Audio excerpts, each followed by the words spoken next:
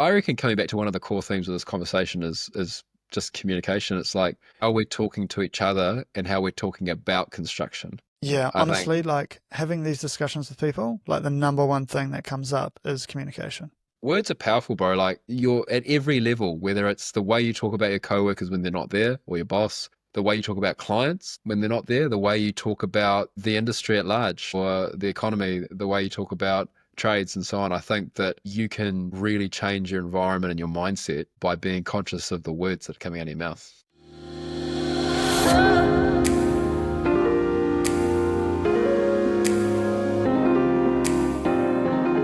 Hello and welcome. You're listening to Constructing Mindsets. I'm your host, Vincent Saunders. This is all about changing the way we talk about the construction industry. Whether you're on the tools or supporting others behind the scene, we are hearing from the people who are shining their light and making a difference. Thanks for joining us. Let's get into the episode. Challenge of trying to do something like this in a household full of small children. Yeah, like both our boys are asleep at the moment. What about you? Because you've got 3 kids, right? Yeah, at the moment, because we're renovating, the bedtime routine's been a bit nailed. Usually I would have had the kids in bed by now, but poor old Lids is manning the fort. Right, Will Batts, Sentinel Homes Managing Director, joins us tonight. Back. So I know you from obviously previously at Fletcher Living. I think tonight I'd like to obviously touch on how you got to sort of where you are now, a bit of history about yourself, sort of the journey sort of out of school, sort of what you did out of school, where we met at Fletcher Living, potentially talk through a bit of experiences there, just some career highlights along the way. So we probably worked for nearly 2 years together. I'd say maybe 2 and I hadn't enjoyed working with you. Again, a pretty practical dude with design and things like that, pretty open-minded and like knew the vision of the site and knew the overall, I guess, vision of the project rather than just sort of focusing in on fine detail stuff. And then, yeah, just potentially talk through your transition into what you're doing now. And then also, I see you've got like 3 Instagram accounts. You've got your Instagram account, House of Bats. Yeah, that was growing, man. Yeah, we it had is. 400 followers 2 months ago. Now we got 15 something. Wow. How did you do it? Need to get your wife to do my Lydia. Instagram Yeah, page. Lydia's all over that. I have no idea. She can have a look at mine and tell me what I need to do. Yeah, probably. Yeah, she seems to have figured something out. And then, yeah, your Sentinel Homes, sort of what you're up to now, sort of how you've transitioned from sort of, I guess a paid salary job to your own boss. It's funny, I was when you reminded me you had this podcast thing this afternoon, I was remembering rocking up to Durno Road when you were a site manager, and I feel like we had some good podcast sessions in that site office, actually, solving the world's problems and construction in general. Yeah, what did we talk about then? Let's just recycle that. What do we talk about? I think one of the big topics, because we had those new engineers, right? We had the new engineers and they were very particular about stuff, which is fair enough. And I think from our point of view, we were like, it was kind of, we were a bit shocked at some of their details for like a residential building. That's right. But I think also we had a very particular contracts manager, very experienced guy, absolute legend in construction for the record, and who put a lot of pressure on us to get the pricing down. So we were trying to value engineer out all the steel. And then that's right. It was a little bit of an experiment. But what we ended up with was a whole lot of super complex bracketry. Those ply portals were definitely interesting, and I don't know. I think personally, we're probably just like, oh yeah, it's plywood. Like, how hard can this be? Yeah, anything that's not steel. Plywood bracing, like, and I think you just automatically go to like your normal external plywood like detail in your head, and you're like, oh yeah, that's super easy. Yeah, massive brackets and then straps like over the top. Have you done those ever since? No. Well, it's interesting, because what I've learned while I was at Fletcher's and then since then now doing what I'm doing at Sentinel, it pays to design things with the bulk of the trade base in mind. So if you have tradies, chippies, roofies, bricklayers that are used to a certain detail and they're familiar with it, it's in your interest to make your houses look the way that they're going to expect. Everything just goes smooth. And that I've found actually includes steel. There's nothing wrong with steel. Boatload of steel is a problem, but steel portals and things like that, it can be better just to accept some of those things because that's what people expect. Go with the flow, make your job easier. Yeah, like how do you get the trades on board, or like is it just early involvement with those subcontractors that are going to be on your project, or like do you just go up to them, hey, look, this is the details I've got for this house? We're this weird hybrid space with Sentinel Homes, which is just like any of the other design build companies, where some of these companies will hire their own builders, their own tradesmen. So they essentially are construction companies. We're kind of a hybrid construction company where everything's subbed out, and we're really like almost like glorified project management businesses. But you still have a foot firmly placed in the construction camp, and all of your insurance is teed up like you are the builder. We obviously worked together at Fletcher Living. I was a site manager. You were a associate design manager. That's working with you, bro. Those were some good years. Those are some good times. Of course, we're both working very hard. Yeah, just starting a little bit of something, something. I kind of felt, I don't know, sometimes designers are a bit sort of in the drawings and in the weeds of details and kind of can't see past drawings. But with you, you're kind of a bit more collaborative and your approach was a bit more sort of straightforward and you kind of did get the overall vision of where things were going. I really, really wanted to learn construction, and I'm sure that we'll segue back into this broader topic at some point. But I just love construction, man. Like it's such a good industry, and Fletcher's was one of the best businesses. They were, I think, one of the best builders, especially at scale. And I learned a boatload. And there's some things now at Sentinel. I think Sentinel are extraordinary at design build. They have some amazing processes, incredible leadership. It's a really good product. At Fletcher's, I think my love for construction was sort of that was when the fire was stoked. I had a background in architecture, which I I don't think I ever really felt I was hitting my stride. I was probably always getting a little bit frustrated by an overemphasis of detail or the aesthetic or the architect trying to like maintain or advertise, project their own brand rather than be like, okay, what is like the best outcome for this project? It's a civic center, it's a housing development, it's a whatever. Who's the client? What do they really need? What does success actually look like?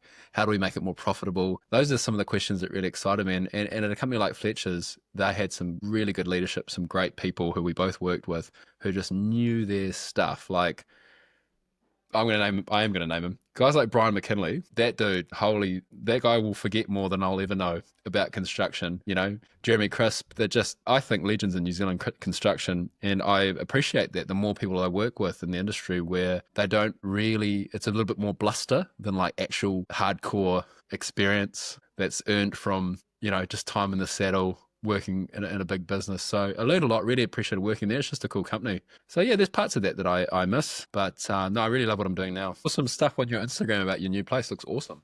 I'm in it right now. This is it. Oh, good. And So you built yeah, it yeah, me and my dad with your own basically built it. hands. Yeah, basically. Yeah, I did this wall here, did this one, did these shelves, did these shelves. Trying to see how plumb those are. Oh, they're probably, you can see that that bracket behind me is like slightly off plumb. But you can see, I should probably fix it. It's like slightly off. Someone would just be in the comments like, why is that guy's bracket weird? You built it with your old man, didn't you? Yeah, yeah. So it took us What a probably cool like project. a year and a half ish, like just weekends. I took 2 months off work to do it.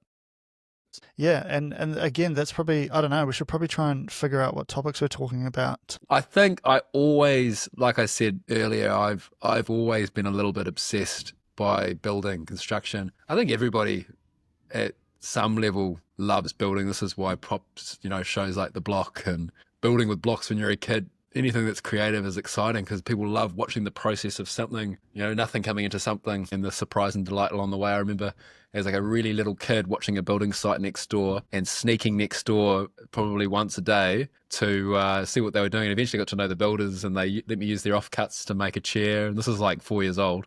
My parents didn't even know where I was.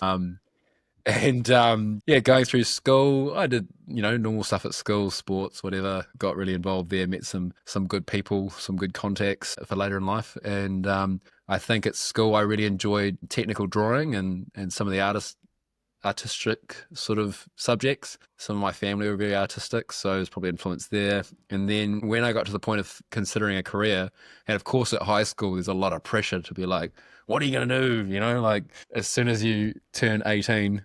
But I think I had a pretty good idea that I wanted to try architecture. I didn't really know anything about it at the time. So went to Unitech, was a pretty average student, to be honest, and got really frustrated by the kind of left brain, right brain, whichever side of the brain it is, the abstract projects. They were like, how does this orange make you feel, and design a building around that? It just, I couldn't do that. And I think it took me a while, because I then went into the workforce and worked in multiple architecture firms. It was too abstract. And then I just wasn't really like the hardcore designer. Like my friends that did really, really well at uni and then even later in life as designers, they just cared so much about the details, the trends. I never really cared. I was always like, do the least amount of work at uni to get the job done. And it probably wasn't until just before I started working at Fletcher's. So I worked in a commercial, when I first got out of uni, I worked in a commercial architecture firm, a small boutique one, and we did like I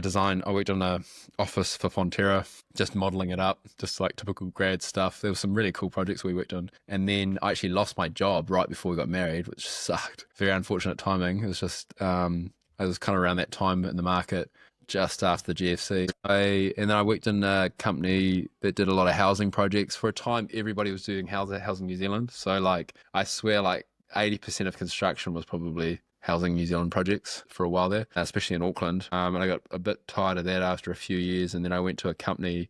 It was like a boutique kind of project management design company that did developments and things like that. And we did some amazing projects. This was just before I came to Fletcher's. I worked on a $20 million house in Taupo, which was stunning. It was designed by a Hong Kong architect. And I actually was using that project for my registration, and it fell over right at the lodgement, unfortunately. But it was an amazing experience working with incredible clients. We did a soccer stadium for a professional footballer, a soccer academy, sorry. And then we flew over to Chicago and did like a soccer stadium for a university. I was flown over on my own at like, I don't know, I'd have been like 28, something like that, and had to try and like navigate the university board and all the politics whilst producing a concept in a week that I was there. It was just amazing. It was pretty crazy, and a bit chaotic, to be honest, but amazing experience, amazing clients. So I got a taste of like the upper end of architecture. And I like the pace, and I like the clients, and I like the challenge, but it probably didn't really matter what I was doing. I just loved being in the construction sector. I loved going to site, seeing like the various stages of the project. And then while I was there, that was when I started working at Fletcher's, initially through secondment. And then I think Sean somehow managed to be full time there. And yeah, I love working at Fletcher's. Fletcher's, again, is one of the best companies I've worked at. Amazing leadership and some incredible projects. And what I learned at the previous company, with detail and high-paced clients and kind of like 5-minute meetings, trying to learn how to be succinct and to the point and all that kind of pressure, and then being thrown in the deep end at Fletcher's to try and figure out scale and volume. The projects themselves, in and of themselves, were quite simple, as isolated houses or projects, but at 20 houses a block with 3 blocks at one time, it became quite a complex commercial project in principle, really. And all of this, the way the supply chain worked, the way they did their value engineering, there were some amazing learnings that I still use regularly in my current job with Sentinel. And I guess while I was at Fletcher's, I wasn't quite sure where I was going to go. I probably would have taken a promotion there had the opportunity to come out. But long story short, while I was at Fletcher's, I started chatting away to the owners at Sentinel, and I actually approached this guy, Shu Shut, to try and convince him to invest in a development that I wanted to do as like a first step away from corporate. And I think the whole time, in hindsight, he'd been scoping me up as a franchisee. I'm not sure how seriously he was humoring my development dreams. But he basically made a pretty sweet deal and gave me some projects to start with. And I always knew I wanted to do my own thing. So it got to the point where I was like, man, I'd be a big dummy to say no to this. I'll be regretting it if I don't give it a good shot. And Lydia, actually, at the time, this was like during COVID, pressure on our family, and I just had our third kid, Jack. It's probably the worst time to be buying a business. But I think one of the things that gave me a lot of confidence is my wife, Lydia, amidst the like chaos of all of that stuff going on and a newborn, lockdowns and whatever, she was really supportive. She was really encouraging. I think she could see the potential. She loved the guys who were running the business, really good reputations. And I think she thought I could do a good job. So that was probably gave me the confidence to give it a good crack, because it definitely did put a lot of pressure on our family in the first few years. But I think maybe a combination of having some work to start with and a bit of luck, we've been pretty busy, to be honest. And our business has grown every year. How many years have you been in there now? It's just, we've third year, finished around March, so we're in the fourth. Pretty fresh. Yeah, well, like it's funny you say that. Like you said, when you turn up to sites, you loved looking at how it changes from week to week. Like I remember when I was a site manager at Fletcher Living and doing it to Brock, and you would turn up like, "Hey, we'll come down. I need your help with this or whatever. Have a look at these ply portals that you designed." You'd just be like, "Whoa, look at this! Like these frames are up, like the roof's on." You'd just be so into it, and I was just like, flipping sawdust. yeah. You're just like so into it, and I was just like, I never, never had a designer or an architect be like, like, let's go have a look at that nog over there. And I'm like, I think I have always romanticized construction because I've grown up around people in the industry and a lot of people that I admire in construction. And I don't know, I feel like building's kind of in the DNA of Kiwi culture, like that kind of number 8 why mentality, problem solving, getting your hands dirty, punching above your weight to, imagine. I think about things like in the Kiwi construction industry, why so many of our tradies play sports and why so many of our best sports teams, like if you go, we've been sponsoring the Auckland Blues, and pretty much most of those dudes before they got a full-time contract were like part-time tradies. So I don't know, I think that I don't know, Kiwi culture to me is like, it's all about the humble hero. Put your head down, work hard. That problem, like the problem, we'll solve the problem. Don't worry about the problem. And you kind of have to have that mentality in construction, especially as a construction company owner, where you come to what appears to be an insurmountable challenge, and you're like, we're going to find a solution. We will find it. Like there's no alternative. We'll find a solution. I think that's a Kiwi thing. I like to think, and I love the vibe that comes with people with that can do, work hard, put your head down mentality.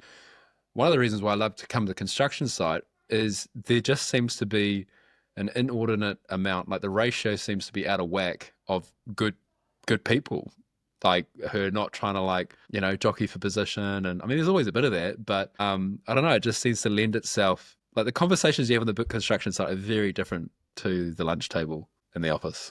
I don't know why that is.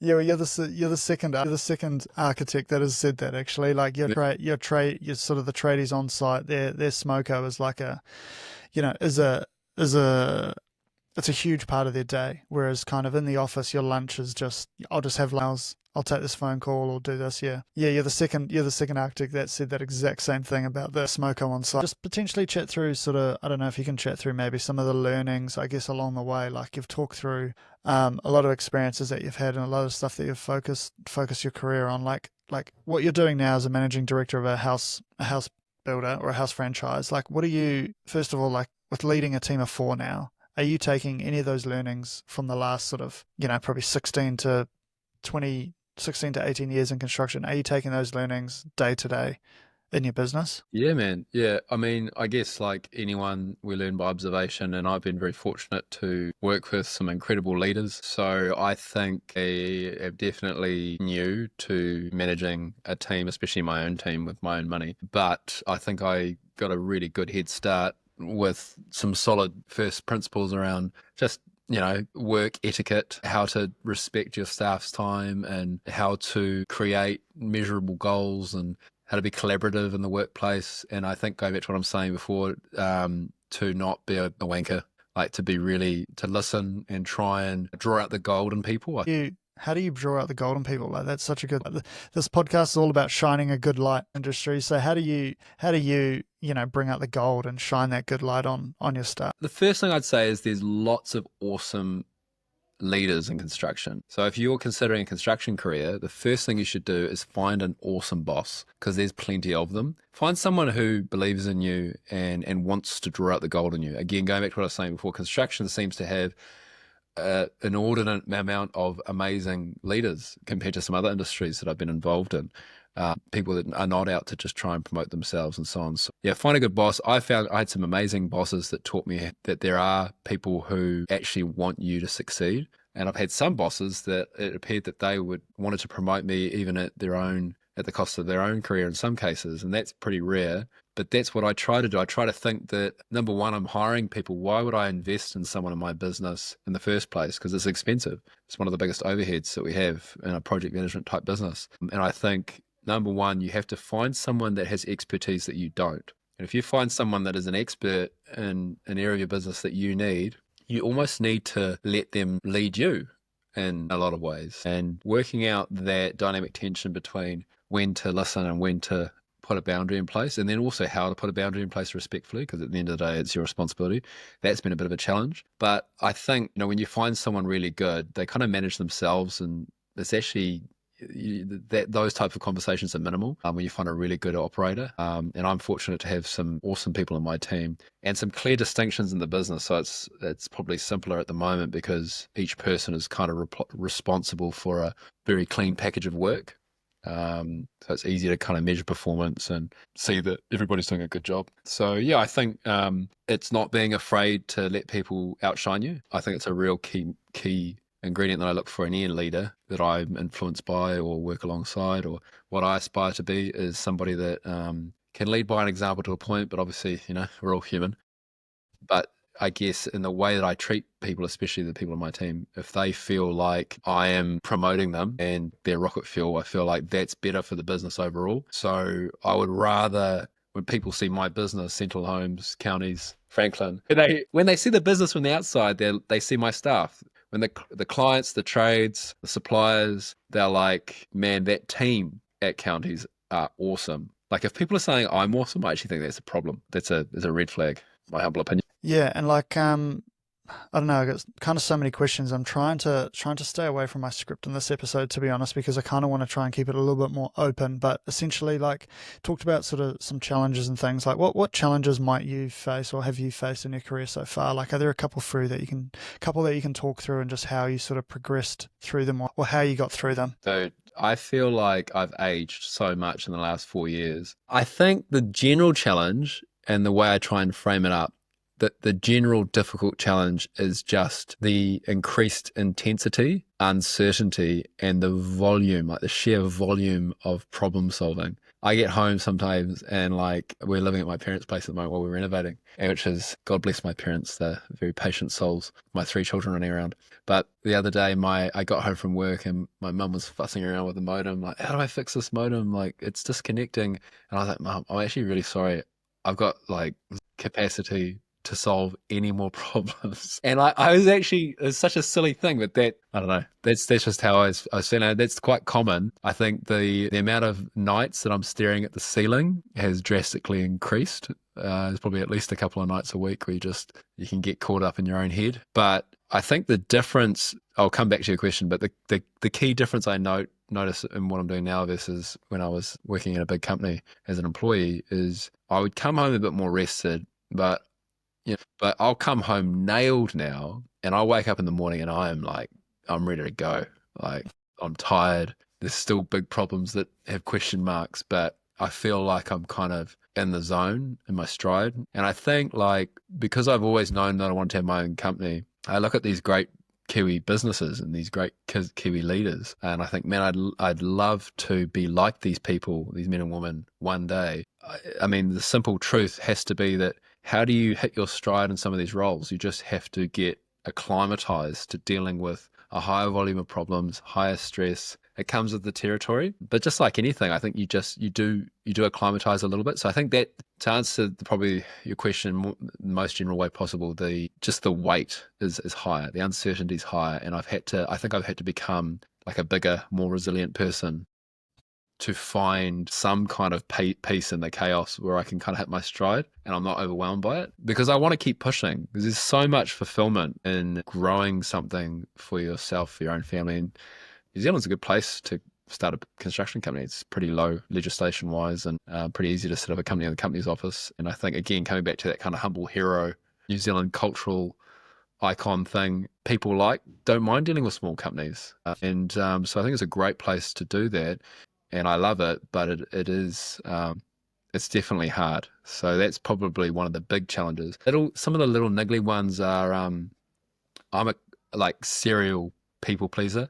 So when clients or my team or suppliers are upset or I feel like I've let them down, it really affects me. And I've had to learn to push back on clients sometimes if they're asking for something unreasonable, rather than my default be just to fix it, make the problem go away. Same with my team, learn to have hard conversations. And that's been a really interesting one, because I think what I've learned is whether it's at work, at home, with your mates, the best relationships that I have now are those that I can have a robust conversation with and maintain.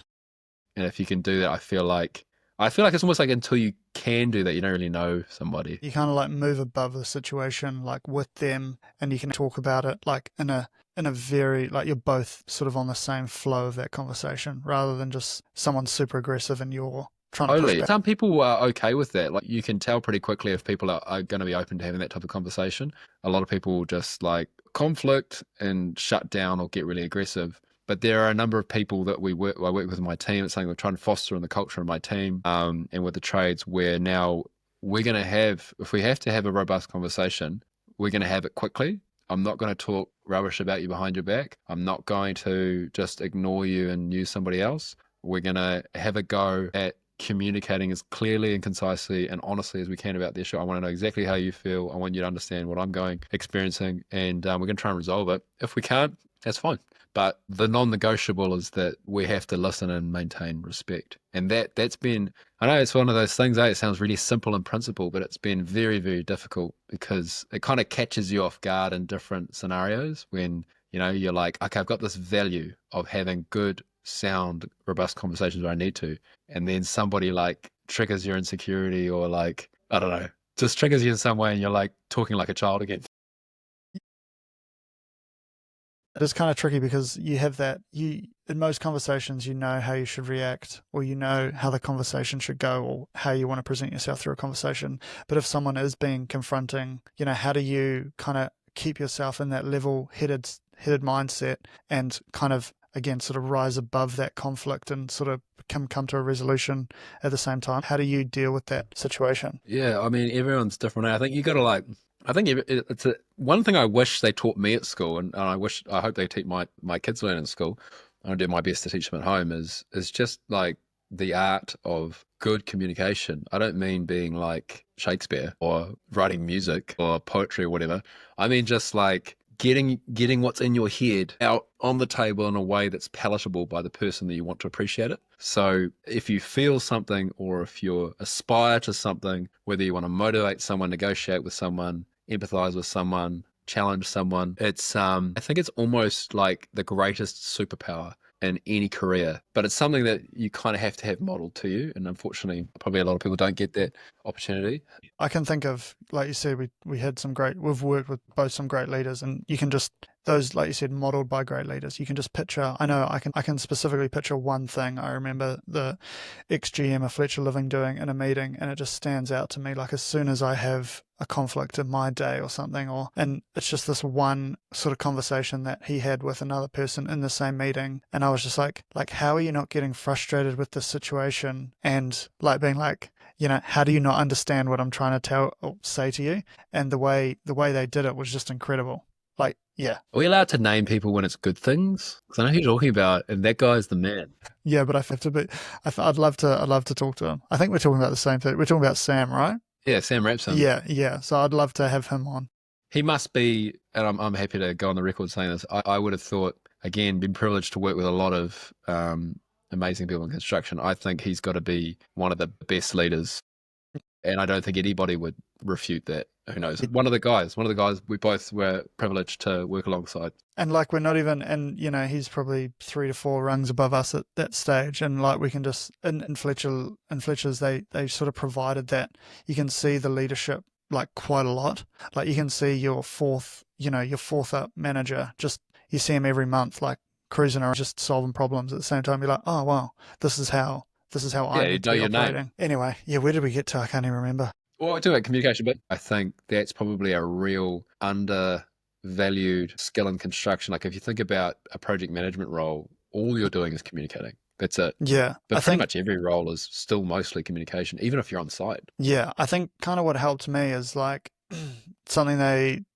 bit of stuff at Fletcher Living, and also in my role now, they kind of really push, what's your personal brand? What do you want to, don't worry about other people, worry about yourself first, worry about how you react to problems, how you problem solve. Like, look at yourself before, you look at other people. And I think that's really, which has kind of helped me push me over the edge to actually start this podcast, is like, what do I actually want to do in the construction world?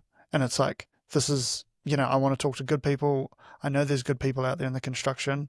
It might not get the best rep. Not saying it's a perfect industry, but I believe it's sometimes better than what you hear in the media. But that's just my personal Totally, opinion. man. Yeah. People who work in construction, I don't know many people that I work with that will start a career in construction and then totally leave. There can be shifts to peripheral trades that are complementary or closely associated, like even what you're doing, but which is awesome, because essentially what it's communicating is that you do really care about construction. And I think a lot of people in construction want to know, like, if they, even things like in a big company mentoring, like, I think one of the best things about a corporate environment is you get access to all these pathways and stuff. But if you're a tradie on the tools, most of the time you can only see one step up to your site foreman or your boss.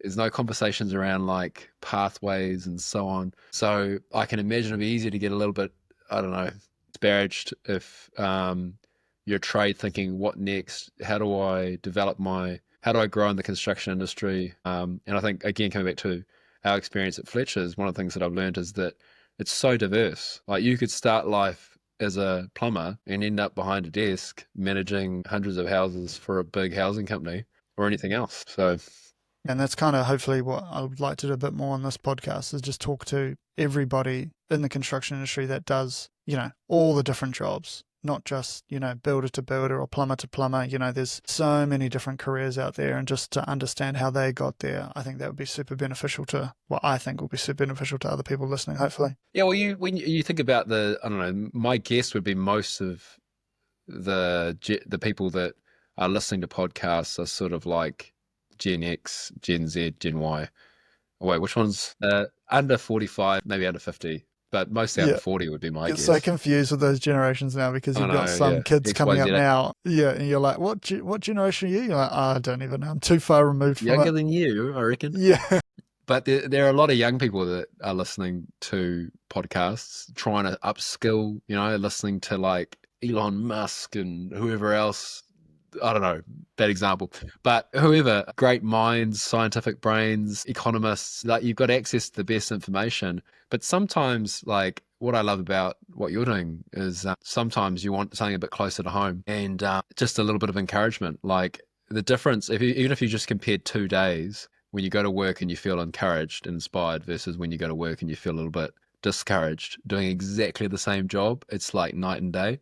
So, like, having a resource where people can, I don't know, even just listen to it on the tools and think about something as simple as what we are talking about before, where, hey, maybe you're a plumber now or you're doing your apprenticeship in drain laying. In 10 years, you might be doing something, you might be doing project management. You might be in a slightly different trade. You might be, I don't know, you might have your own business. Like, there's so many phases to your career. And I think, coming back to one of your earlier questions, one of the best thing about meeting people in construction is the best opportunities I've had are not the ones I've tried to manufacture. It's just from knowing good people in the industry, getting along to some of these events, understanding what the options are, and what, even just, I don't know, being aware of big construction companies and what they're like, so that you can reach out to these people and these organizations to think about what might be possible. Easy to get a bit insular if you're working in a small trade company. And most trade businesses in New Zealand, especially like on the tools, like proper trades, they're small businesses, a couple of people. And coming back to our relationship and how I know you, like, I remember, being a site manager and then hearing, oh God, the design manager or the designer's coming down to site to have a look at this. And I'm like, oh my God, like, what's he gonna, like, what's he doing around here? And then sort of seeing you. Good day, Vince.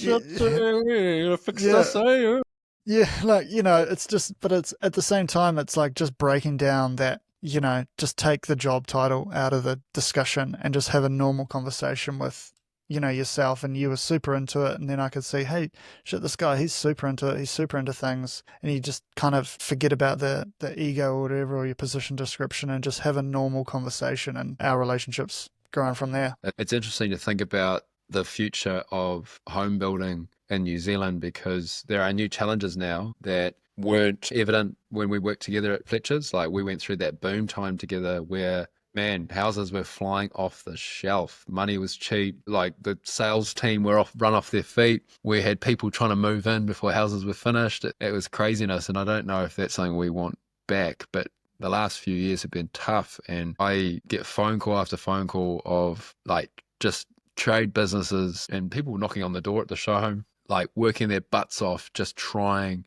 sometimes begging for work because it's so tough at the moment. And it sucks because I'm like, man, some of these guys are just so awesome at their craft. And because of the economic conditions, it's put a lot of pressure on these guys, not for want of, being needing to improve anything that they're doing, just the amount of building has just dropped off a cliff.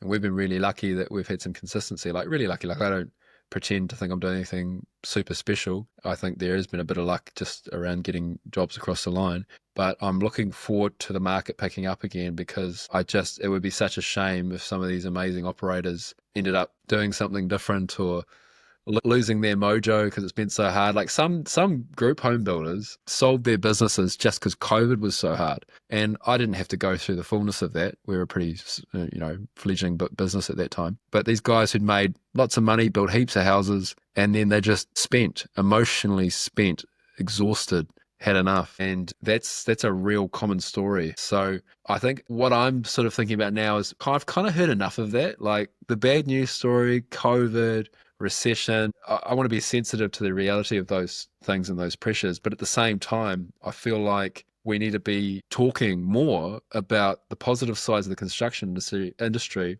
the opportunities in the construction industry, the romance of building, because it's still like building your own home, buying a new build. It's an amazing product. A new build today is not the same as an old house. And we can talk a little bit about that. But just in general, I think there's so many exciting things to think about construction. Yes, it's a little bit harder to get the job across the line because the economy is still a bit wobbly. Interest rates are down. It's not impossible to get lending. If you're the type of person that's ever dreamed of building or being in a new home, it's a great time to do it. But it actually means that we need to change the way that we're talking about building and the way we're talking about the economy and construction, because yes, it's hard, but it's still awesome. It's still a real key part of our Kiwi culture to get in and build your own home and make your own homestead in your own place in your own little castle.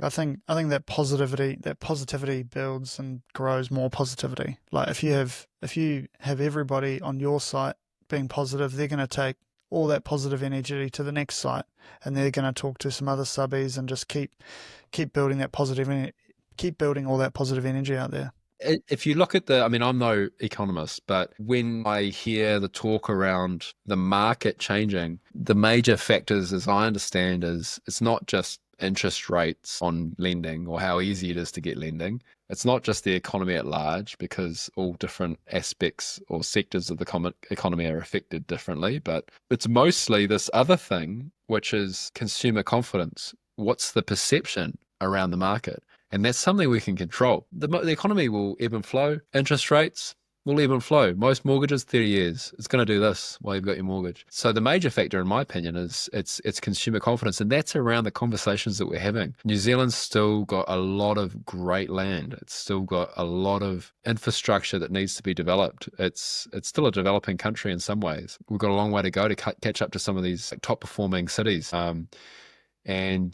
think good construction is going to be a key component to do that. But now, because building prices are cheaper than they've been in a very long time, because people are scratching around for work and interest rates are coming down, now's a great time to look at building. Now's a great time to, I think, even consider getting into the building industry, because I think we're at the bottom of the curve and it's a good time to jump on the bandwagon. You sort of work for multiple companies, a lot of different stuff over your years and overseas and things. So what are your key takeaways for finding and building strong relationships in the industry? How do you go about building these good relationships that you have? I think one of the best lessons that I have learned from guys like, Brian, Jeremy, all those dudes, same with Sam, is finding confidence in just being yourself, being confident in what you do know, but not pretending to know things you don't know. The pretense and the bluster and the posturing, it's fortunately all too common in corporate environments. People see straight through that. I think the best thing I learned is just to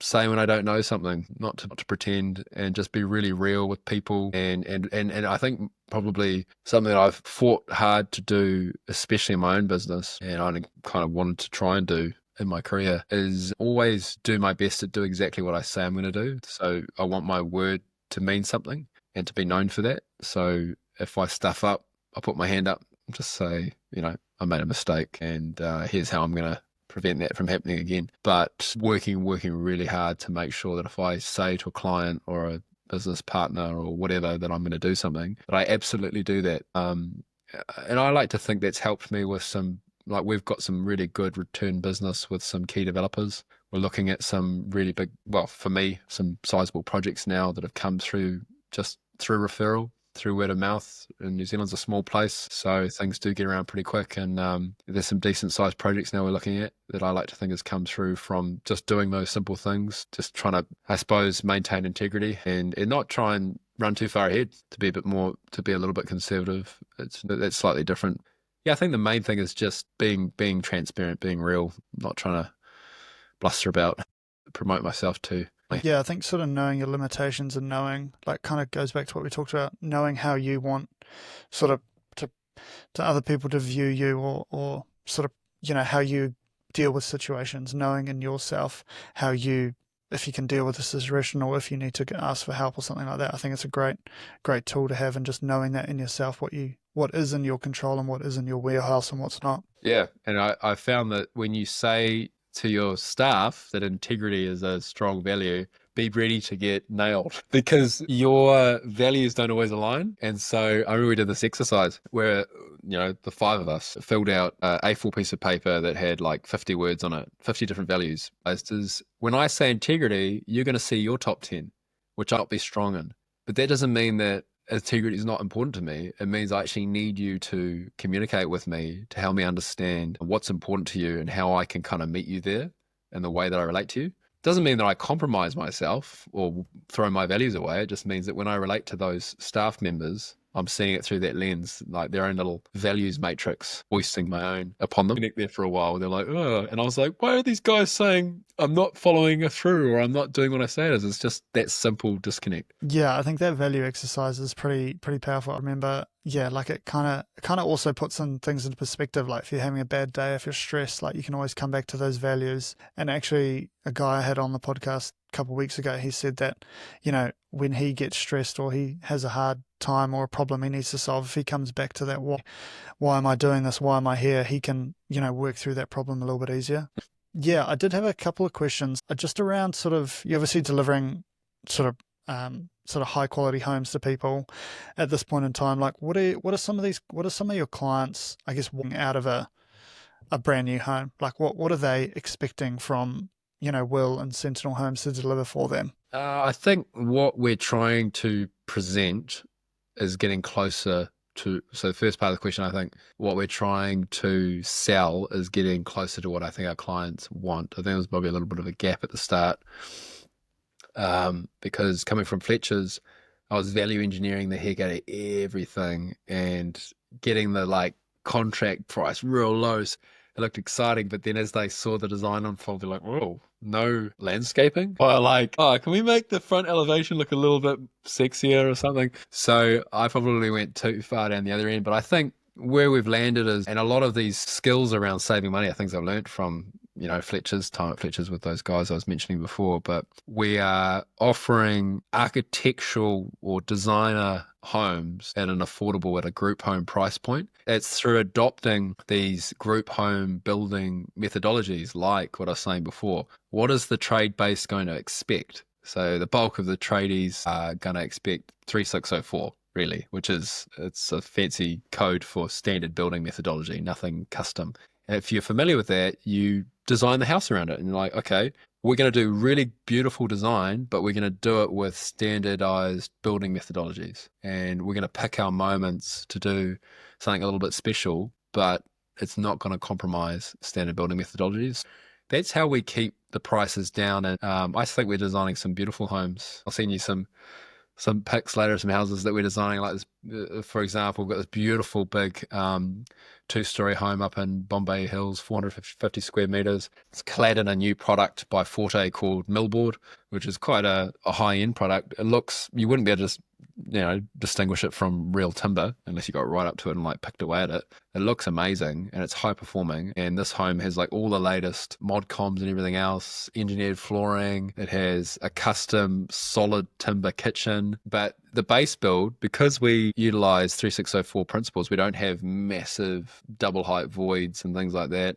We're picking our moments to do the wide openings to target the views. We're utilizing truss roof structure and jib bracing systems. I don't think anyone would think that walking in, because when you walk up to the front, it's got this beautiful double height story millboard with this big external chimney. The front entrance is kind of like demarcated with this big flagstone limestone entrance. The cladding wraps around to underneath the soffit into it. So it's got all these features that kind of trick your mind into thinking high-end architecture, but the skeleton and the structure is very simple. So I think we're able to make dream homes affordable, and through value engineering and really listening to the clients, not trying to like, I think of like a hairdresser, go to a hairdresser, go to a barber, and they ask you lots of questions. What do you want? Da, da, da. Show them a photo. They try their best to do it.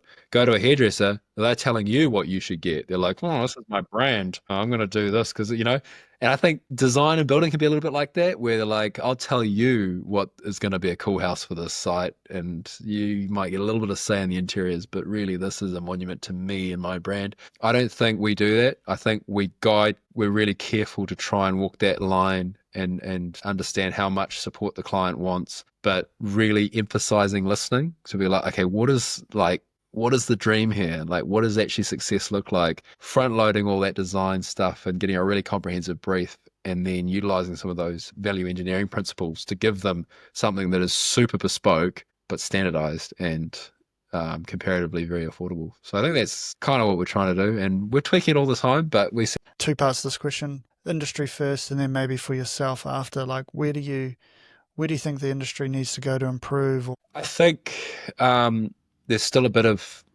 too much red tape in construction in New Zealand. I think we're behind some of our brother and sister countries like the UK, US, and Australia. Like, even if you take Australia, they're building houses in 3 months for half the cost. And there's, it's a more competitive economy, it's a bigger country, but part of it is the legislation around building. The government's working on overhauling the RMA at the moment, which is hopefully going to eventuate and be meaningful. They're talking about builders self-regulating, whether that's a good idea or not. It's good to see that there is some drive and focus on making the building sector, or allowing the building sector, or incentivizing the building sector to be more productive, because I think building is still too expensive in New Zealand. Part of that is just tied up in supply chains, but also legislation. So that's one thing. And there are better brains than mine. Oh, that'd be a good question for our mate. I definitely dream of making a difference more than making lots of money. think that I think Sentinel it's going to be a great Kiwi business. I can see just the growth pattern, the type of people that are involved. I think it really will be. And one of the things I love about Bruce Plested, who started Mainfreight, was he had this idea, which is the 100-year company. And it's this idea that you can make a business that's bigger than yourself, because no one's going to work for 100 years. But how do you set up a business that can be carried on, the baton can be successfully carried on, and the values that you instill and the vision that you put in the mixer can be carried on by people after you. So that idea that a company and a vision can be bigger than you, that's something that I find quite exciting. And what do you think would make it a better place for everyone to work in? I reckon, coming back to one of the core themes of this conversation, is just communication. It's like, are we talking to each other and how we're talking about construction? Yeah, honestly, like having these discussions with people, like the number one thing that comes up is communication. Like literally, that's it. That's I'd say, every conversation, that's the number one thing that comes up. Words are powerful, bro. Like, you're at every level, whether it's the way you talk about your coworkers when they're not there, or your boss, the way you talk about clients when they're not there, the way you talk about the industry at large or the economy, the way you talk about trades and so on. I think that you can really change your environment and your mindset by being conscious of the words that are coming out of your mouth.